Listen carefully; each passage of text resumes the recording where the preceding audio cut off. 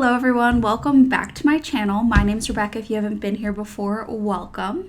So today's video is going to be all about Hulu's Only Murders in the Building. This is the 7th episode of season 5 and it's called Silver Alert. And we are just going to go over the theories I have, who I think the killer is, and discuss kind of like the summary of the episode and the clues that I found. But before we get into that, if you are not already subscribed, make sure to hit the like button, subscribe, hit the bell notification, all that good YouTube stuff. I'm trying to hit 2,000 subscribers by the end of the year, and we're getting there, but I definitely need some help. So every little bit counts. Liking, commenting, sharing with friends and family who you think would also like the video. But I appreciate you guys being here, watching. I love you so much. And with all that out of the way, let's get into season 5, episode 7 of Hulu's Only Murders in the Building. Some of you said you missed that, so that was for you. Okay, Bash narrates this episode, and we keep hearing him talking about escape, as in maybe like escaping the city, escaping murder, but he's like, yeah, sometimes you just need to get away. You need to have a little escape. And then we start with a couple on the farm. They get this silver alert about a man wearing Southwestern cowboy boots and a purple scarf, and we're like, well, we know who that is. So immediately we're like, Oliver is missing. What is going on? But then he runs out of the woods on their property and he says, thank God, I'm in danger. And that's kind of where the episode cuts off, and we go back 9 hours earlier to see how Oliver got into this situation. I'd also like to mention that the Only Murders in the Building Instagram account actually posted the silver alert the day before this episode came out. So if you like little hints and tidbits, maybe go follow them, because it seems like they're dropping little hints before the episodes actually drop. We're flashing back 9 hours earlier, and the trio are listening to some inspirational talks that Bash Steed created, and so they paid for them apparently. And he says, the bigger the risk, the bigger the reward, and you have to go all in for greatness, which is a lot of casino-esque talk, a lot of gambling talk. And this has kind of been a big pointer for this season, is the Velvet Room and casinos being created in New York City, all that jazz. So we get a shot of the murder board, and I'm not 100% sure what this references, but there's a map in the top center of it, and I'll put a picture up so you can see it. And it looks like they've got a pin in New York City and then 5 different pins in Europe, I guess. I have no idea what this is referencing. If anyone has any ideas, go ahead and drop it in the comments, because I'm a little bit clueless here. I can't remember them talking about anything that was happening outside of the United States. So I just thought that was interesting.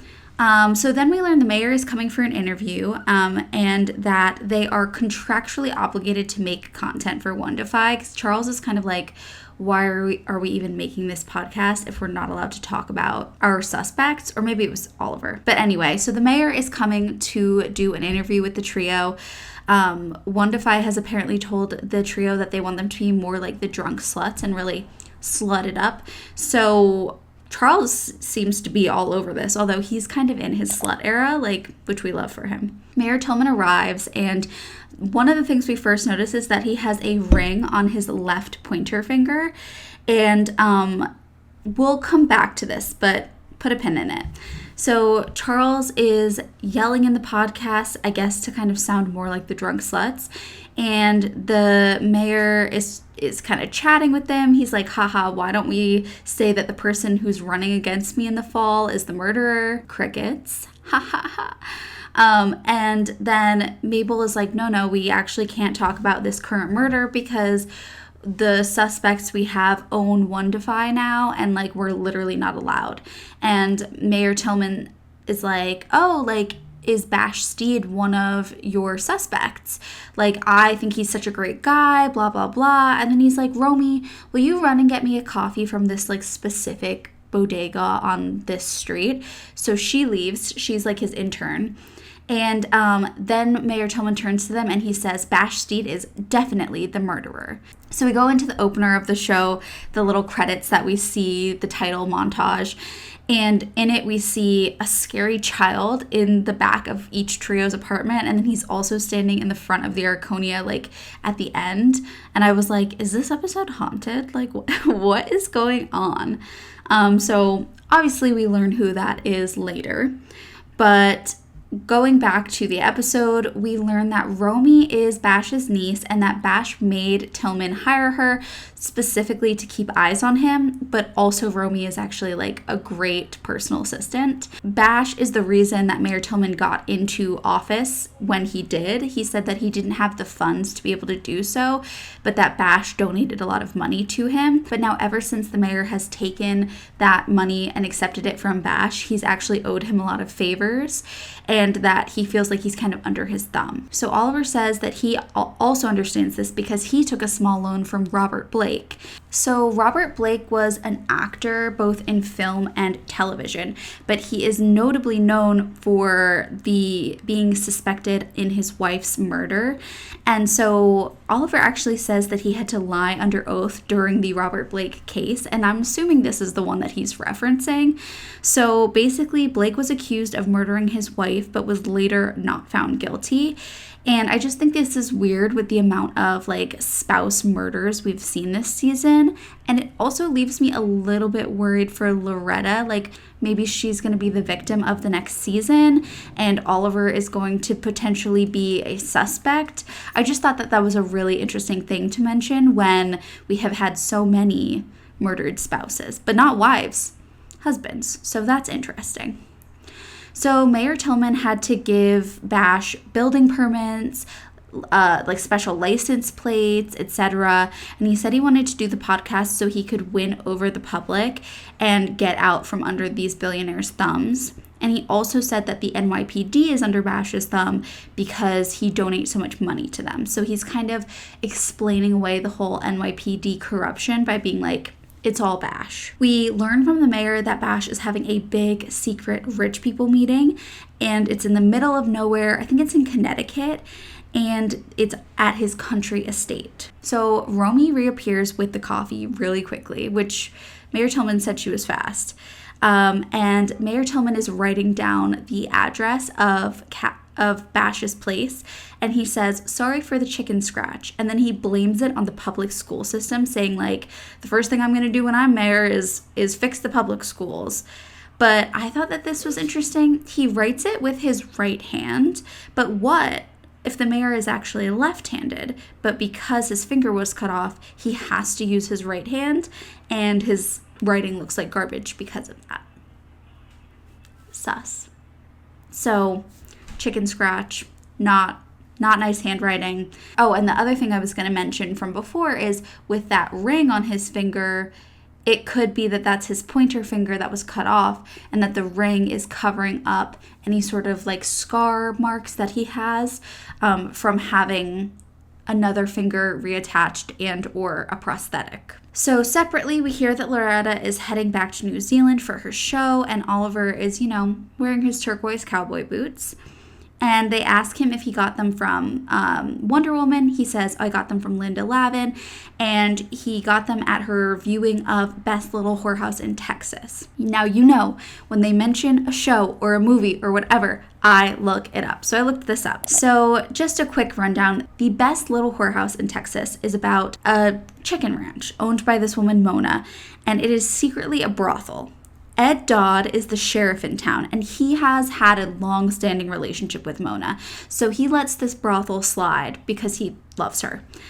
A reporter comes into town and says that he wants to do an expose on the chicken ranch, but really he seems to know that there is a brothel in Texas, and he catches them in the act and closes it down, or reports on it. Ed goes to the governor at some point to beg him to let them reopen the chicken branch because he loves Mona so much, and the governor basically only makes decisions based on whether the public would approve of that or not because he wants to stay in office. So the public don't approve of it, so he says no, and it ends with the brothel / chicken farm has to be shut down. And Ed says, you know what, Mona, I want you to marry me. I love you. I've loved you all this time. And she says no, because like it wouldn't be good for your political career. You want to be a politician, and like you don't want like your wife to be the previous owner of a brothel. And he says, no, I don't care. And he picks her up and carries her into his car, and they get married. And at the end, it says that he still gets to become elected into Texas state legislature. So I thought this was really interesting because obviously it's talking about corrupt police, but it's also talking about corrupt politicians, and the idea that as a politician, you can do something bad and still be elected into office, which, you know, is very evident to all of us. We know this. But if it wasn't already obvious enough, you can do something bad like cover up a brothel that's in town that's illegal and still get elected into office, was kind of the idea here. So I thought that was very interesting. And I think that this may be a nod to our Mayor Tillman. So then the trio are going to go to Bash's estate, and Oliver's like, I don't want to. I think this is a bad idea. And Mabel's like, listen, Oliver, if it gets really eyes wide shut on us, like, we'll just leave. Don't worry. Now, I had to look this one up too. So Eyes Wide Shut is a movie, and it is also about a secret sex club / brothel, which is weird because we just had this other reference, and then we also have the Velvet Room, which is like this secret casino, secret club. So this movie is mostly about a man and his wife who are going through hard times in their marriage. They're no longer fulfilled by each other, though the husband goes out to find a woman to sleep with to basically get back at his wife, as far as I could tell. And he stumbles upon a secret society underground sex club. A woman tells him that he is an outsider, that she can tell, and that he's in danger if he doesn't leave. And eventually he's discovered within this club because they're all wearing masks. And he doesn't know the password, so they're like, oh, you're an outsider, you're not supposed to be here. She ends up saying, you know, don't punish him, punish me, I'll take his place. He leaves. And then later on, he finds out that this woman has overdosed. And when he tries to like look into what happened, because he feels like she's been murdered, everyone's just like, stop looking into it. Like, she was an addict. Like, it wasn't anything suspicious. And then he ends up like admitting everything to his wife. He comes clean, and they end up deciding to just like try and fix their relationship by having more sex.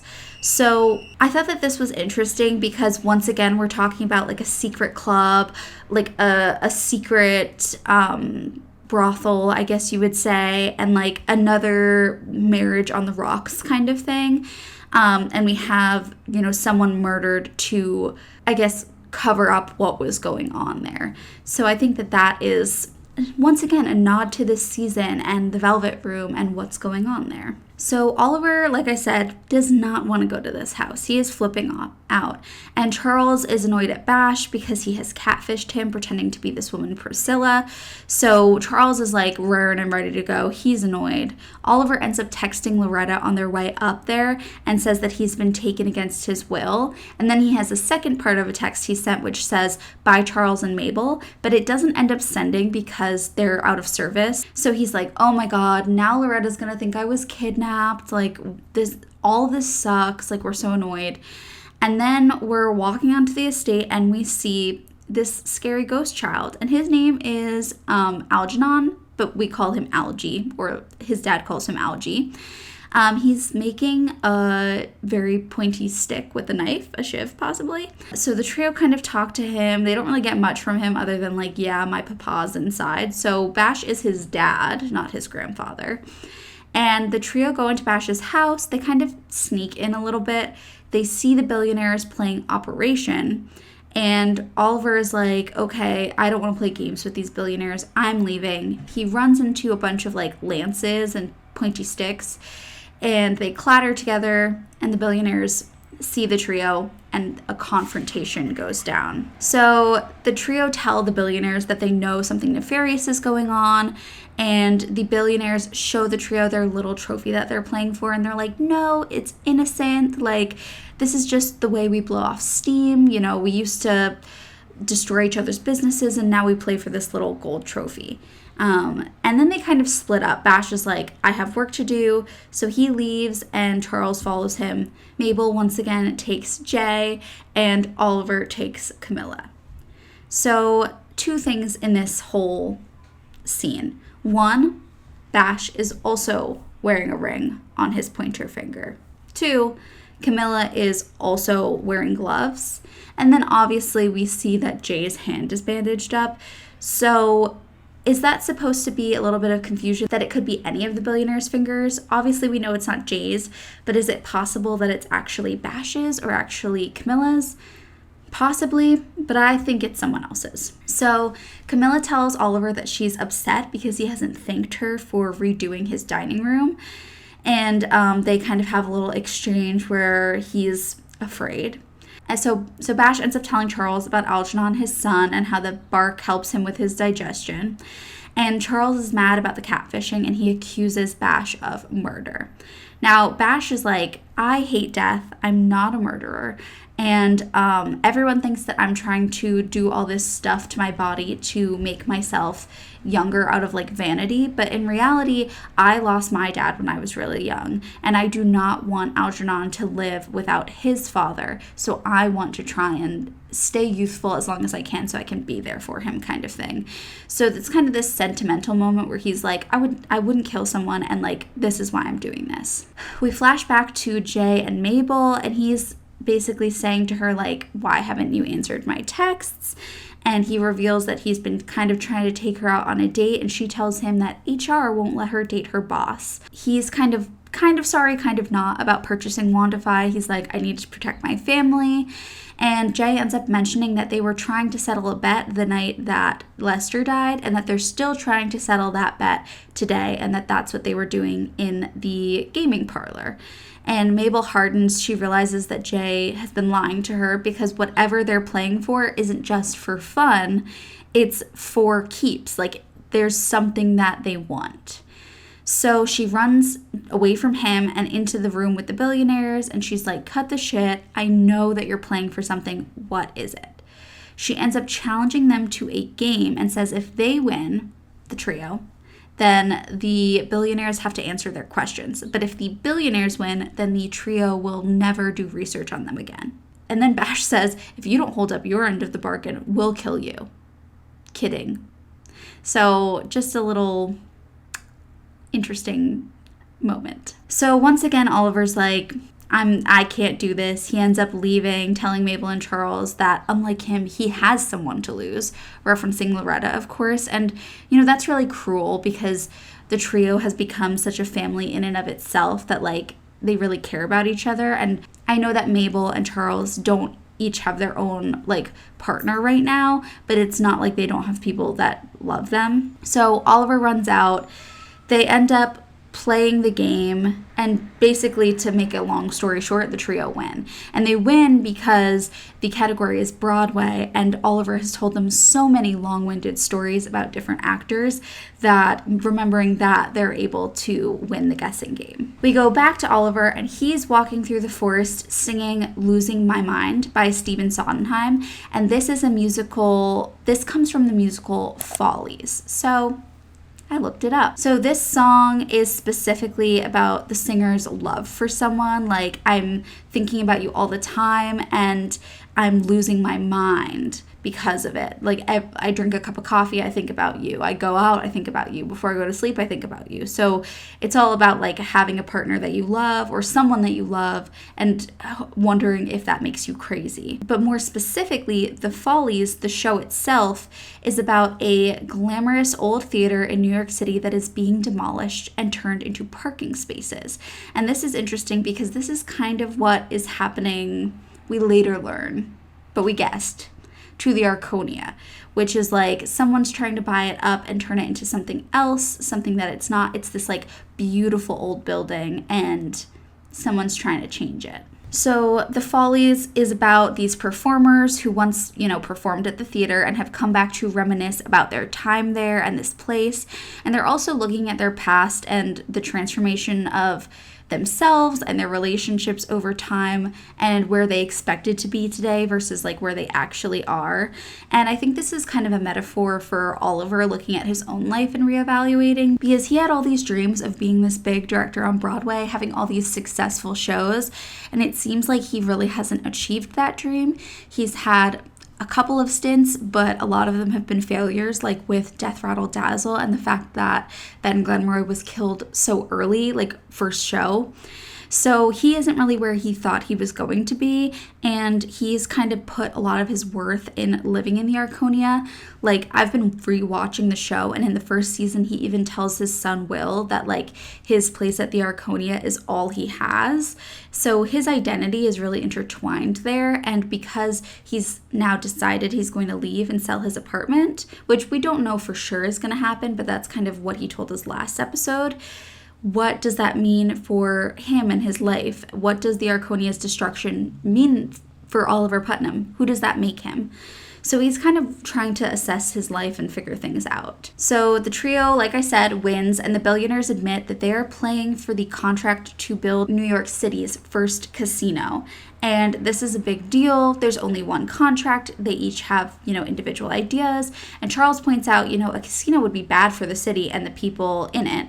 And the billionaires are like, but it would be really good for us, So they end up calling Bash out and being like, well, why are you editing the footage, why are you editing the footage of Lester's murder? And Bash ends up saying, he edits the footage of anywhere he goes because he doesn't like people knowing where he is. Like, he was like, I took Algie out to get Jamba Juice the other day, and I edited that footage too because I just don't like being, on the grid. So he kind of excuses it, but it definitely seems like that footage is important, and I don't think that Bash was there, but it seems like there's another reason that it was edited. The billionaires also all say that they didn't kill anyone, and Mabel ends up grabbing the trophy and being like, so this is what you're playing for? And they all jump up, and she's like, whoa, are you guys okay? And they're all like, just put it down. We just, really like that trophy. And she smashes the trophy on the table, and there is the finger that was missing from Charles's apartment. We flash back to Oliver, and he sees that Loretta has reported him missing. He's starting to get text messages in. He's found a spot of reception, and he's running around, and he ends up meeting those two people from the farm from the beginning of the episode. So he runs in, he's like, oh my gosh, thank God, I'm in trouble, I need your help. And he tries to convince them that he needs them to take him back to Bash Steed's place, but they're like, no, clearly you're delusional. You said your wife is a movie star or a TV star, and your best friend is Ron Howard, and you make a podcast, and just all this unbelievable stuff. But basically the premise of this moment is that Oliver realizes he was actually being a bad friend to Charles and Mabel, and that he has to go back and save them. And they're like, no, we'll call the police, we'll take you somewhere safe. And he's like, the police are in on it, I need to go. And he threatens to steal their horse or steal a tractor, and he does. So he steals a tractor to go save Mabel and Charles. So back to Mabel and Charles, they're trying to escape this, hunting lodge that Bash has. And Jay tells Mabel that she's in way more danger than she thinks she is with that finger, because they paid a lot of money to get it. And she asks basically, is this going to be your legacy, trapping me here in this building, trying to stop me from leaving? And so he does end up getting out of the way, good guy Jay, to let her pass, because clearly he does like her, although I don't really like the idea of them being together. He clearly has a crush on her. And so she leaves with the finger, but it's interesting that he pointed out, you're in danger with this. So it makes you think, whose finger is it, and who would be more dangerous than these billionaires? So they run outside. Oliver shows up. He's got his tractor. He swoops in. He picks them up before the billionaires can get them. And they, drive all the way back to New York. So apparently they got back to New York on this tractor. Who knows? So we're back at, I think it's Oliver's place. The trio are back in New York. Camilla arrives. She's knocking on the door. They were talking about the finger and what happened. And Camilla comes in. She's like, sorry, I'm late, blah, blah, blah. Obviously, she wasn't invited. She just came. She was like, I heard you're never supposed to go to bed mad, so that's why I'm here. And then she is like, okay, the finger decides who gets to build a casino. Bash's casino and Jay's casino are both really terrible and stupid, but my casino is going to be amazing. Give me the finger. And they're all like, no. So she pulls out a gun. Mabel's like, you're not going to do it. She's like, do you really want to test me? And Mabel's like, okay. She hands it over, and Camilla admits that her casino would be the Arconia. So she said that she is the one who is buying up all of the apartments, Oliver's, and the other tenants, and that she intends to build her casino in the Arconia, transforming it into Camilla's club. She ends up sending them like a little photo to show them what it would look like, and she basically leaves, takes the finger, and she has won this bet with the other billionaires. She is going to get this contract. The Arconia is kind of doomed, and we now know who was sending Oliver that notice saying that they wanted to purchase his apartment. So that is the end of the episode. Now we're going to get into the theories, and if you're interested in seeing all of my theories, you're going to have to jump back to my other videos because I do different theories each time. Some of them are related, some of them are new based on the new clues we've gotten. So my theory right now of who killed Lester is I still believe that the finger is Mayor Tillman's, especially with the mention of the best little whorehouse in Texas, because the idea that someone can be so corrupt but still make it into office and, has been this corrupt and has been working with this corrupt police force makes me think that that is a nod to Mayor Tillman. And it's possible that he has been wanting to build a casino in New York in order to gain money and power, gain the good graces of the billionaires. And so he knew that the mob already had the Velvet Room and he needed to eliminate the Arconia, and therefore killed Nikki and Lester, either or both. So I think that he's the murderer this season, I think he's going to be the murderer of Lester, but possibly Lester and Nikki. And yeah, it's his finger. I don't know what they were doing when it was cut off, but it's his. That's why he winced when Charles shook his hand when he was out on that date with Sophia. That's why he has that ring. That's why his handwriting is so bad, because he was naturally left-handed but had to switch to his right hand. So I truly think that he is the murderer this season, or at least is significantly involved, more so than what he said. And I think that's why he wanted to be on the podcast, to get an idea of who they were thinking the actual killer was, and to manipulate the narrative. I also still think that Tosca is relevant this season. Thank you to those of you who corrected my pronunciation. Apologies. I was saying Tosca. I think that people are saying it's Tosca. So last episode I talked about Tosca. It is an opera, and it has been referenced in the show, not just last episode, but episodes beforehand. And I think that here is going to be the second mystery, which is this idea of basically a couple, one of them cheating on the other, and then like having a secret love child and not telling their partner. So either like, for example, Sophia cheating on Nikki, having a child, and then not telling him, and him thinking that that child is his, or vice versa, him going outside of their marriage, that person getting pregnant, having a child, and like that's his child. And Tosca talks a lot about the idea that of the like themes of like jealousy and suspicion within a marriage, as well as police corruption. So I think that that's kind of a part of what's going on here. We've also talked about Madame Butterfly before, which was mentioned. Well, we saw it in the last episode, and we've seen it as a poster in another episode as well. And that's all about, a woman having a child, and then her with her husband, and then her husband like going off, coming back with a new wife and taking the child from her.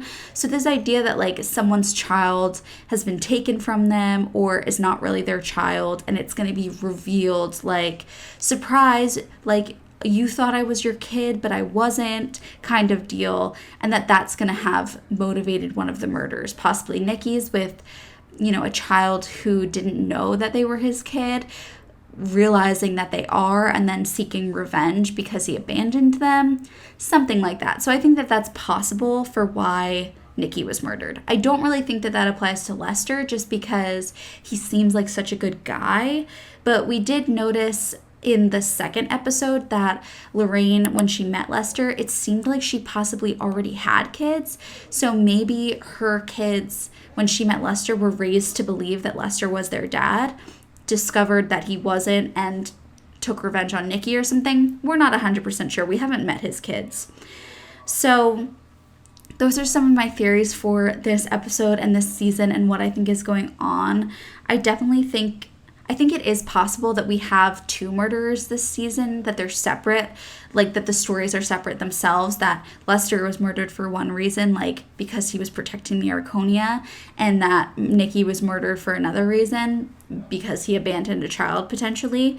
But I don't want to discount the possibility that they were both murdered for the same reason by Mayor Tillman, because of their working in the Velvet Room at the Arconia and like having a casino already. It's possible that they were killed because they knew about the Velvet Room. They were competition. The mayor didn't want them in the way when he was creating an official casino in New York City, and having, an organization like the mob to go against. It's possible that it was a risk, are we going to have a real casino in New York City, or are we going to have the secret mob one?